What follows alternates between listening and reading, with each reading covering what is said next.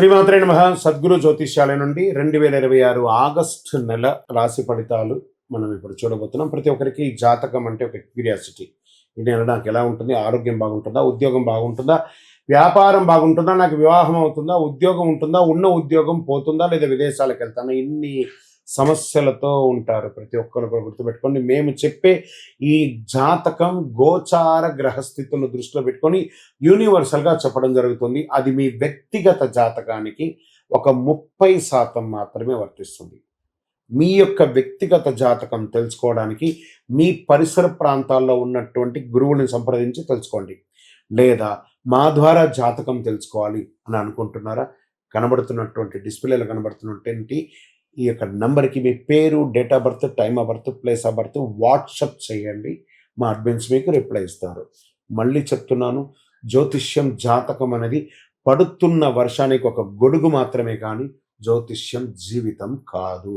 మీరు మిమ్మల్ని నమ్మండి, మీ ఇష్టదేవాన్ని నమ్మండి, కులదేవాన్ని నమ్మండి. జ్యోతిషాస్త్రరీత్యా ద్వాదశ రాశుల్లో 9వ రాశి అయినటువంటి ధనుస్సు రాశి మిత్రులారా, 2026 ఆగస్టు నెల మీకు శుభాశుభ ఫలితాలు ఎలా ఉన్నాయి అంటే, శుక్రకుజుని సంచారం, గురు అనుకూల ప్రభావం, సూర్య బుధుడు శుక్రుడు కుజుని సంచారం వల్ల ఆర్థిక వ్యవహారం అన్ని కూడా ఉంటుంది. అవకాశాలు, అభివృద్ధి, ఆధ్యాత్మిక ప్రగతి కూడా ఉంటుంది.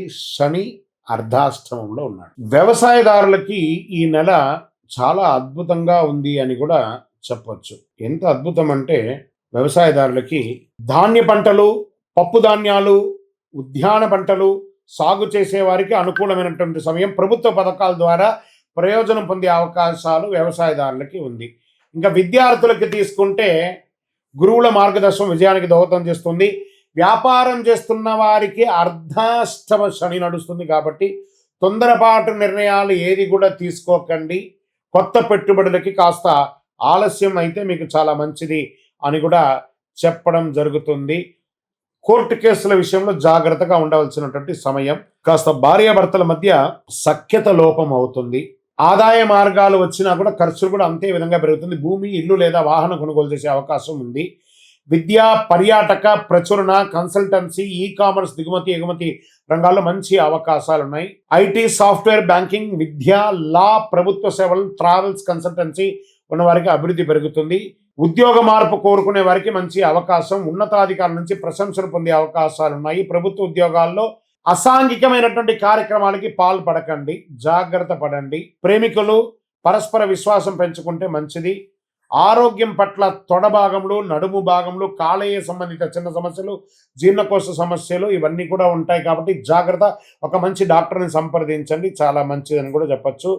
సినిమా, టెలివిజన్ రంగం వారికి, కళాకారులకి, సోషల్ మీడియా వారికి మిశ్రమ ఫలితాన్ని కూడా ఇస్తుందని కూడా చెప్పచ్చు. రాజకీయ నాయకులు పార్టీలో కొత్త బాధ్యతలు ఇచ్చేటప్పుడు మీ మీద కాస్త బాగా ఇబ్బంది వచ్చే మాటలు కూడా వచ్చే ఉంటుంది ప్రజల్లో, చాలా జాగ్రత్త పడండి.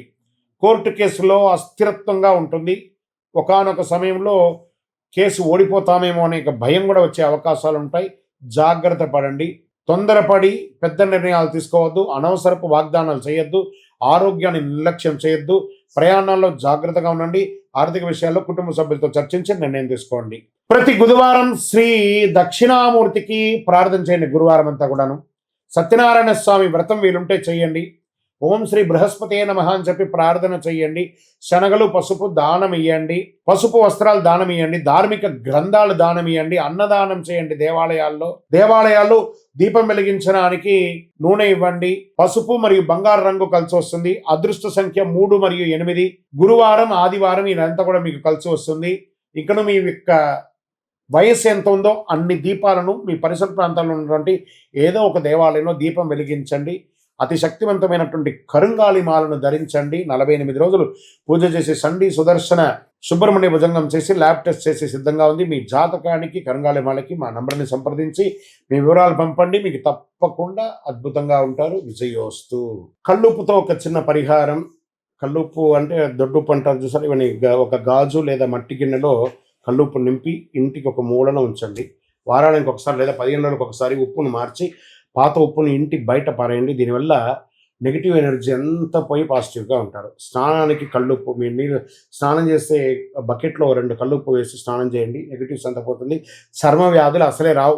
అదొకటి. శరీరంలో మనసు తేలిక అనిపిస్తుంది. దృష్టి దోష నివారణకు కూడా ఈ పిడికెడు ఉప్పు, కల్లుప్పుని చిన్నపిల్లలకి, పెద్దవాళ్ళకి అలా దిష్టి తీసేలా పడేయండి.